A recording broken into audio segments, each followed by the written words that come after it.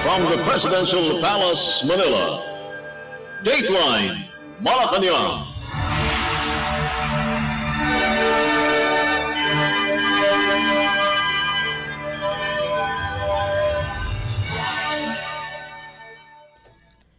Good day.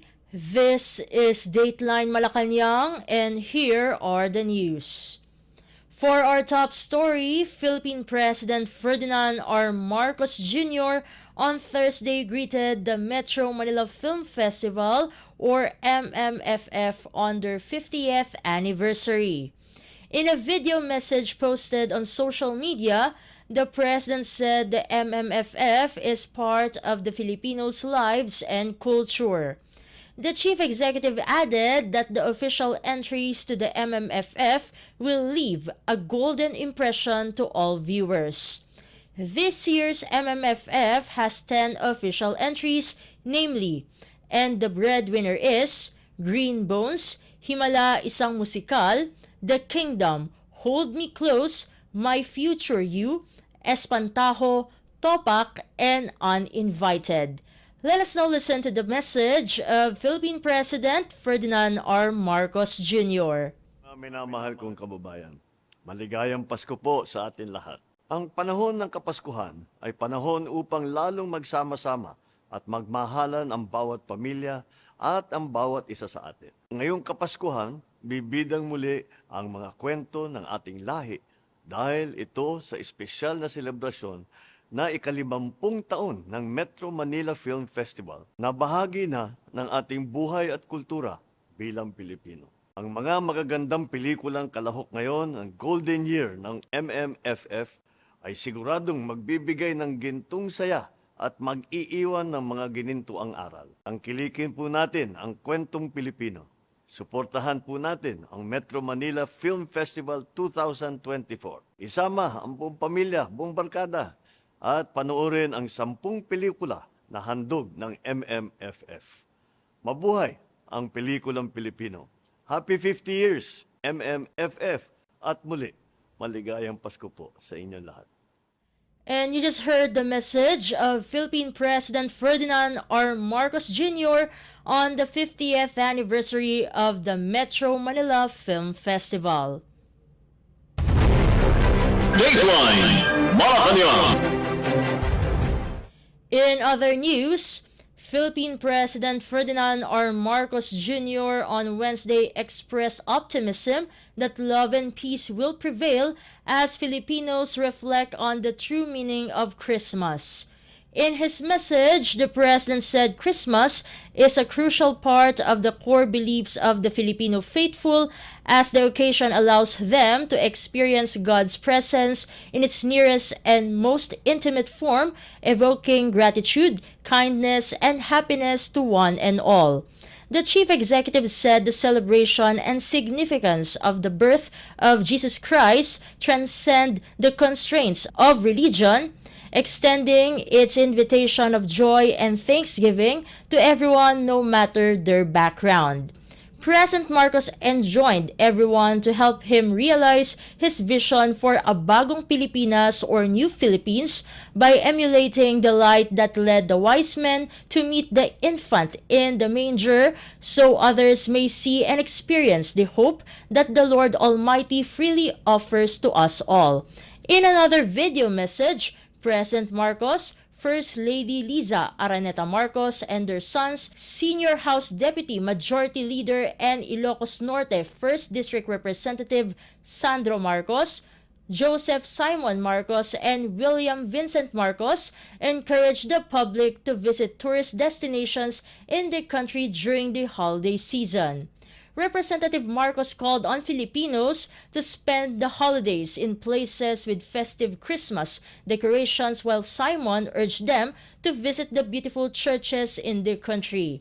Vincent, on the other hand, stressed the importance of spending Christmas with family and friends. Let us now listen to the Christmas message of the first family.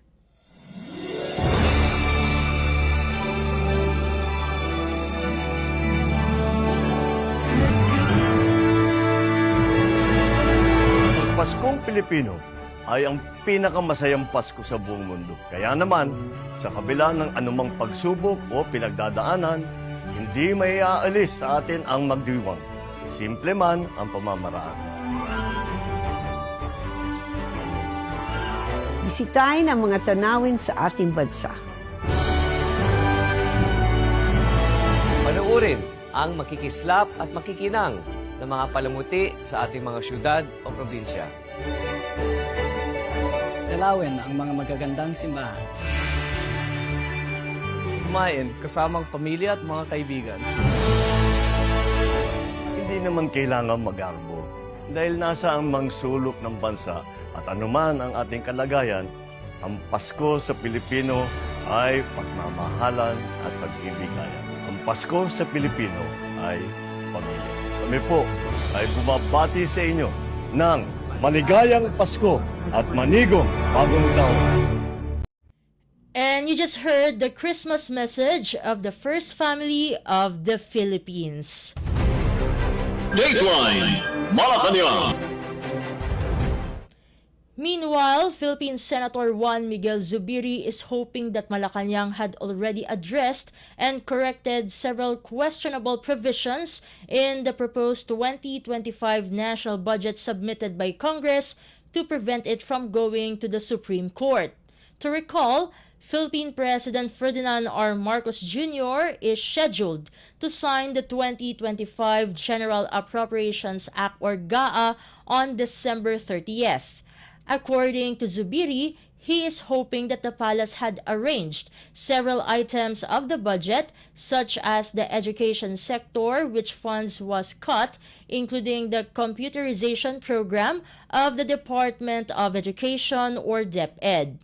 As it comes out that the education sector is not the priority because the Department of Public Works and Highways or DPWH has the higher budget in the final version, which might be declared unconstitutional because under the Constitution, the education sector must have the biggest allocation from the national budget. The lawmaker also indicated the zero subsidy for the Philippine Health Insurance Corporation or PhilHealth.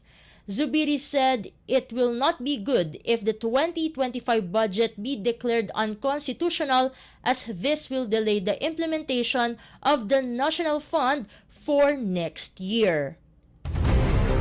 Dateline Malacañang. Meanwhile, Education Secretary Sonny Angara on Wednesday hailed Philippine President Ferdinand R. Marcos Jr. for his support to the Department of Education or DepEd and vowed to continue the sector's reforms as the country celebrates the Yuletide season. Among the reforms President Marcos earlier promised for teachers are career progression, upskilling and reskilling opportunities, increased teaching allowance, medical allowance, and service recognition incentive or SRI, along with eased workload and doubled vacation service credits. DepEd also advanced efforts to improve learners' problem-solving and critical thinking skills, continued curriculum review to ensure learners' employability, and secured partnerships for digitalization, classroom construction, and provision of learning resources. In a statement, Angara vowed to push for modernized and quality education for all learners across the country in 2025. The education chief also expressed his hopes for joyous holiday celebration for DepEd teaching and non-teaching staff as he thanked them for their unwavering support under his leadership. Dateline Malacañang. In other news, evacuees in the Visayas region have decreased following the intense rains brought about a shear line. In the latest data released by the Department of Social Welfare and Development or DSWD, 90 families remain in evacuation centers due to the effects of the rains. This is equivalent to 2,706 individuals temporarily staying in 14 evacuation centers. In relation to this, the DSWD recorded a total of 219,000 individuals affected by the shear line. The DSWD continues to provide relief efforts to the provinces affected by the shear line and has already spent a total of 4 million pesos in humanitarian assistance. Dateline Malacañang. Meanwhile, the Philippine Atmospheric, Geophysical, and Astronomical Services Administration or Pagasa said to expect heavy to torrential rains in different parts of the country due to the shear line and Intertropical Convergence Zone or ITCZ. On Friday, December 27th, the shear line will bring strong to intense rains ranging from 100 to 200 millimeters of water in Cagayan province, while moderate to strong rain will be experienced in the provinces of Apayao, Isabela, Southern Leyte, Dinagat Islands, Surigao del Norte, Surigao del Sur, and Davao Oriental. On Saturday, December 28th, rains ranging from 50 to 100 millimeters of water will continue to dampen the provinces of Cagayan, Isabela, Southern Leyte, Eastern Samar, Dinagat Islands, Surigao del Norte, and Surigao del Sur. The public and local government units or LGUs are advised to prepare for floods and landslides, especially those living in mountainous areas. Pag-asa will provide additional advisories when needed. Dateline Malacañang. In other news, Philippine Department of National Defense or DND Secretary Gilberto Teodoro Jr. on Tuesday said the deployment of the United States-made mid-range capability or MRC Typhoon missile system in the Philippines in the context of joint exercises is completely legitimate, legal, and beyond reproach. In a statement, Teodoro said the Philippines is a sovereign state, not any country's doorstep. Teodoro added that any deployment and procurement of assets related to the Philippine security and defense fall within its own sovereign prerogative and are not subjected to any foreign veto. The defense chief issued this comment after China scored Philippine plans to procure Typhoon and similar platforms as part of efforts to beef up its capabilities. China also said the U.S. deployment of the MRC Typhoon to the Philippines is allowing a country outside the region to fuel tensions in the area. The DND chief added that enhancement to the country's defense capabilities in accordance with the Comprehensive Archipelagic Defense Concept or CADC is conducted based on the Philippines' own national interest and by the country's independent foreign policy. Teodoro also said this strategy is not aimed at countries but targeted against security risk, threats, and challenges. While the Chinese Communist Party or CCP is criticizing the modest capability development of the Philippines, Teodoro finds it ironic that China is continuously building up its nuclear arsenal and ballistic missile capability, sponsoring criminal syndicates and subversive organizations beyond their shores, and is unwilling to uphold human rights in their own country. Dateline Malacañang. And finally, Manila-Acapulco galleon objects are taking center stage at the Franz Mayer Museum in Mexico City, emphasizing the shared history and enduring relations between the Philippines and the Latin American nation. The collection, made available for viewing in November 2020, showcases a myriad of pieces from nautical and cartographic instruments, ceramics, and furniture.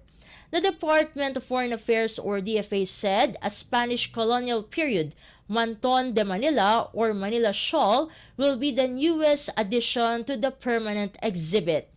Its installation in January 2025 will add to the growing number of galleon trade-related objects in the museum, which already includes Philippine wooden trunks, ivory, crucifix, and Chinese porcelain.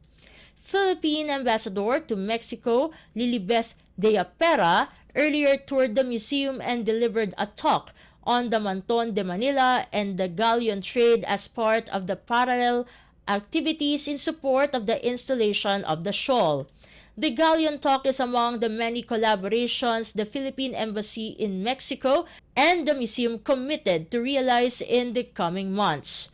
The museum is known for housing Latin America's largest collection of decorative arts and primarily holds the collection of the German-born collector Franz Mayer, whose interest in furniture, porcelain, and objects of the galleon trade are prominently displayed in its permanent exhibits.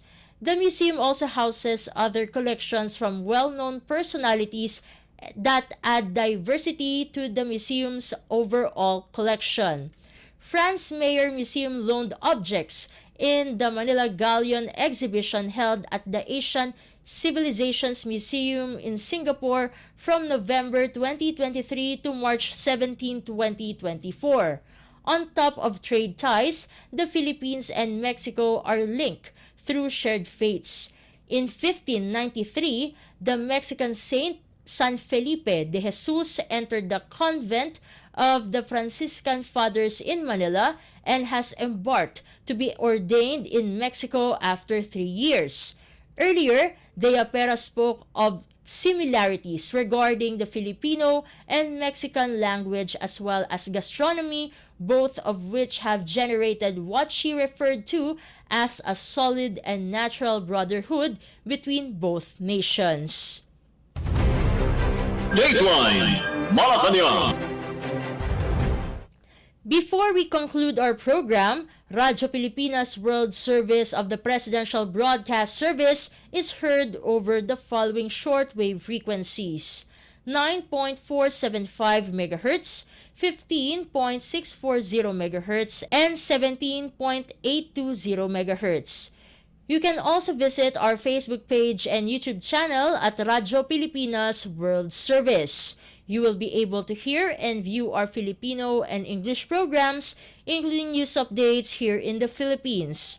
Kindly subscribe, like, and share our posts as well. And that concludes this edition of Dateline Malacañang for Radyo Pilipinas World Service. This has been Steph Vicente. Good day and stay safe, everyone.